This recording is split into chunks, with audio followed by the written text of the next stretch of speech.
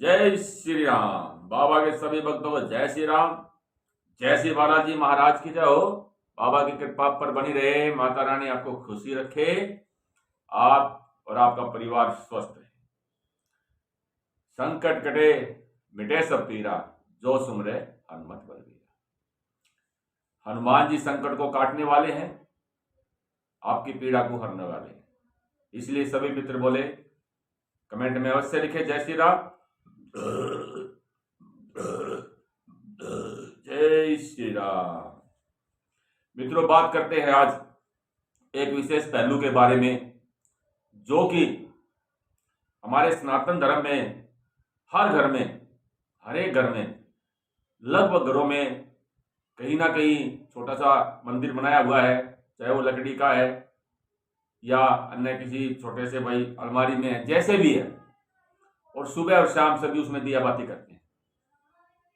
लेकिन हम एक ऐसी जानकारी आज आपको देना चाह रहे हैं जिसके बारे में लोगों को पता भी है और नहीं भी पता है, कि एक लोटा जल हमें जो हम मंदिर में रखते हैं, हमें उसका क्या करना चाहिए, उस एक लोटे जल का हम क्या प्रयोग कर सकते हैं, हमारे लिए कितना महत्वपूर्ण है, और अगर हम उसका गलत प्रयोग करते हैं तो उसका परिणाम कितना भयानक हो सकता है। इसी के बारे में आज हम आपके बातें करेंगे। देखिए, एक लोटा जो हम जल है, हम जिसे अपने दरवाजे पर जिसका छिड़काव कर सकते हैं, उसे हमें कैसे छिड़काव करना है। कईयों का सवाल होता है कि हम ये छिड़काव सीधा बाहर कर दें या अंदर से जल छिड़कते हुए आए, हमें कैसा करना है।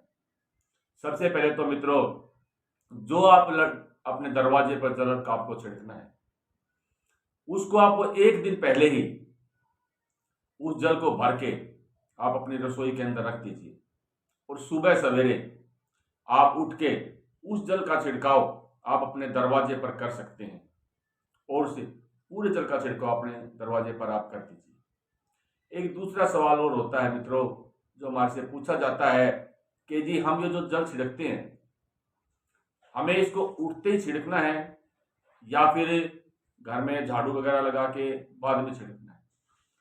देखिए, सबसे पहले जब आप उठते हैं, उठते ही आपको जो कार्य करना है, वो तो कार्य मित्रों ये करना है कि जब आप सुबह उठते हैं, जैसे अपना बिस्तर छोड़ने से पहले आप अपने दोनों हाथों की हथेलियों को ऐसे मिलाएं, इस तरह से, और इन हथेलियों को देखें ऊपर से नीचे तक, और इन हथेलियों को देखते हुए अब माता लक्ष्मी को और गणेश जी का ध्यान करें, अपने कुल देवता का ध्यान करें, अपने कुल देवी का ध्यान करें, और अपने इष्ट का ध्यान करते हुए प्रणाम करें, और फिर उन्हें प्रणाम करें, और फिर आप अपना पैर नीचे रखें।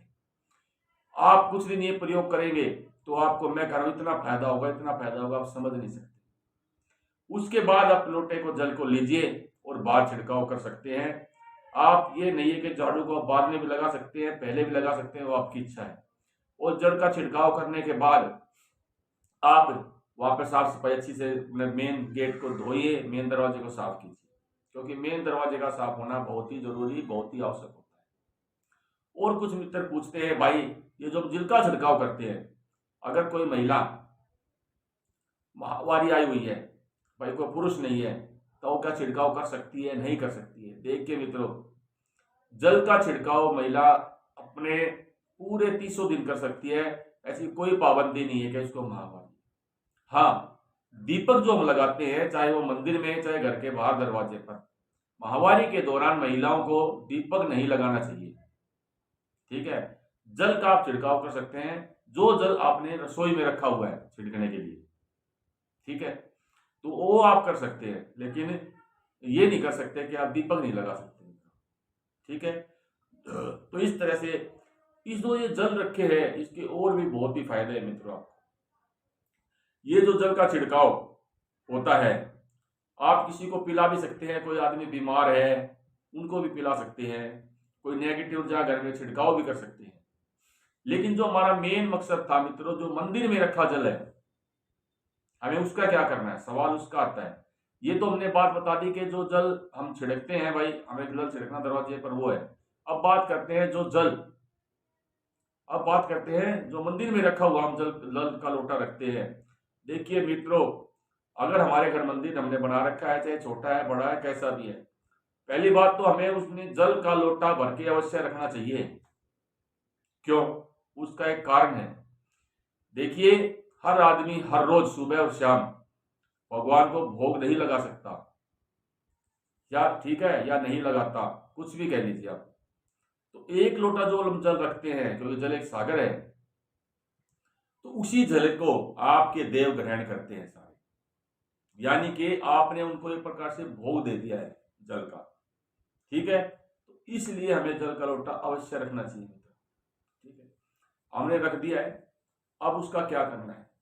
गलती से भी उस एक लोटे जल को, बहुत से भाई ऐसा कर देते हैं लेकिन वो नहीं करना चाहिए, आप उस जल को तुलसी में ना दें। जो अपने जल अपने शाम को, जो मान लो आज अपने लोटा जल रखा है, अगले दिन सुबह जब आप जोत बत्ती करेंगे तब आप उसको बदलेंगे। ठीक है, और हाँ, उसको आपको हर रोज बदलना भी चाहिए, लेकिन उसे तुलसी में ना दें, नहीं तो आपके घर में बहुत ही अनर्थ हो जाएगा। मैं कह रहा हूँ बहुत ही भयानक स्थिति हो जाएगी, क्योंकि उस जल को तुलसी माता में नहीं दिया जाता है। तुलसी माता में जो जल रख के दिया जाता है वो सिर्फ वही दिया जाता है अगर आपके घर लड्डू गोपाल जी हैं और उनके आगे आपने जल रखा है, तो उस जल को आप तुलसी माता में दे सकते हैं, अन्यथा नहीं दे सकते, आपको नहीं देना है। और तो भी जल का फिर क्या करना है? देखिए मित्रों, ये जल इतना पावरफुल होता है क्योंकि जल को देवता ग्रहण करते हैं। तो आप खुद सोचिए कि कितना पावरफुल होगा, कितनी शक्ति इसके अंदर होगी। तो इस जल को आप, अगर कोई घर में बीमार है तो उन्हें पिला सकते हैं, अपनी आंखों में छिड़क सकते हैं। अपनी आंखों में जैसे हम धोते हैं ना, आंख धोइए, इससे आपकी आंखों की रोशनी बढ़ेगी। लेकिन पूरे भाव से, कि हाँ, भाव मान कर करेंगे ना मित्रों, तभी होगा। ठीक है, अपने पूरे घर में छिड़काव कर सकते हैं। आपका जो मेन गेट है उसके बाहर कोनों पे, दोनों कोनों पे छिड़काव कर सकते हैं बाहर, उसी जल से आप। ठीक है, तो इस तरह से आप जल का छिड़काव कर सकते हैं। जल का छिड़काव कीजिए, आपको बहुत ज्यादा फायदा होगा। अब मित्रों एक बात और आती है, आजकल का जो जमाना है वो बहुत बदल गया। लोग फ्लैटों में रहते हैं या कोई किराए पे रहता है, वो भाई भी सोचता है हम क्या करें, हमारा तो कोई मेन गेट है नहीं। तो जो फ्लैट में रहते हैं, जहां जो उनका फ्लैट है, जो उनका दरवाजा है मेन, वही उनका मेन गेट है। तो आप जल को वहीं छिड़किए। ठीक है, फिर वहीं से छिड़काव कीजिए। ठीक है ना, पूरे घर में छिड़किए, धोइए। वो जो किराए के मकान में रहते हैं, चाहे एक कमरे में रहते हैं भाई, वही एक कमरे का जो आपका कमरे का दरवाजा है वही आपका मेन गेट माना जाएगा। तो आप जल का छिड़काव वहीं कर सकते हैं। और साथ में आप दीपक भी लगा सकते हैं। दीपक का लगाना बहुत आवश्यक है, बहुत जरूरी है मित्रों। देखिए, दिया तो बाती आप मंदिर में तो करते ही हैं, अगर आप सामर्थ्य है आपका तो एक दीपक अपने गेट पर आप अवश्य लगाएं। आप ये जो मैंने छोटे छोटे 2-3 कार्य बताए हैं, जैसे सुबह उठ के ऐसे देवताओं को देखना, दीपक लगाना और जल, आप इस जल का प्रयोग करके देखें मित्रों। ठीक है, मैं आपको पता चल जाएगा कि जल क्या होता है। आप 1-2 महीने प्रयोग करके देखें। देखो, हमने तो बहुत बार देखा है। अभी भी, अभी बता रहा हूं आपको, नवरात्रि को गए हुए कितने महीने हो गए आप देख लीजिए। नवरात्रि, दशहरे, दशहरे पे नवरात्रि आती है। ठीक है ना, नवरात्रों में हमने एक लोटा जल रखा था माता रानी के लिए। आज उस जल को आप देख लीजिए, कितनी तारीख है, कितना समय हो गया है। ये है देवताओं की एनर्जी। आज तक वो जल खराब नहीं हुआ, नहीं तो क्या जल इतने दिन रुक सकता है? खराब हो जाएगा। आज भी वो जल रखा हुआ है। और पीछे कोई बीमार हो गया था, मैंने उसको जल को थोड़ा सा पिलाया और माता रानी की कृपा से वो ठीक हो गया। यानी कि देवताओं की उसके अंदर इतनी एनर्जी उसके अंदर गई हुई है, इतनी एनर्जी उसके अंदर है कि उस एनर्जी ने उसको ठीक कर दिया और जल खराब नहीं हुआ। आप जब आप ऐसे जल रखना शुरू करेंगे ना, तो धीरे धीरे ये बात भी आजमा के देख लीजिए, जल खराब नहीं होगा। और आप एक लोटा जल रखें और जिस तरह से मैंने बताया है उस तरह से उलटे जल का छिड़काव करें, तुलसी में ना डालें। हो सके तो अपने घर में छिड़काव करें, अपने दरवाजे पर करें। सबसे तो अच्छा होता है मित्रों के दोनों दरवाजों पर आप जल का छिड़काव करें, सबसे अच्छा होता है।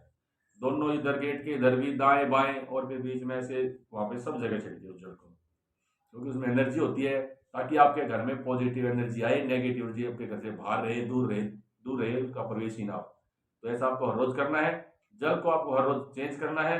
जिस तरह हम रोज खाना खाते हैं मित्रों, देखिए अब हम खाते हैं भाई प्याज लहसुन भी खा लेते हैं, देवताओं को तो हम उसको भोग नहीं लगा सकते हैं रोज, और अलग से बनाना हर किसी के लिए संभव नहीं है। तो इसीलिए आप एक लोटा जल रख दीजिए, उस लोटे जल से ही आपके भगवान, आपके इष्ट, आपके कुल देव, अपने पितर सब खुश होंगे कि आप उनके लिए जल दे रहे हैं, ठीक है ना। वही उनका भोग होगा, वो उसी से खुश होते हैं। तो आप ये प्रयोग कीजिए और अपने जीवन को सुखी और सफल बनाइए मित्रों। मिलते हैं अगले वीडियो के, जल्द ही आपके सामने आएंगे सुथरा सा अच्छा सा उपाय लेके।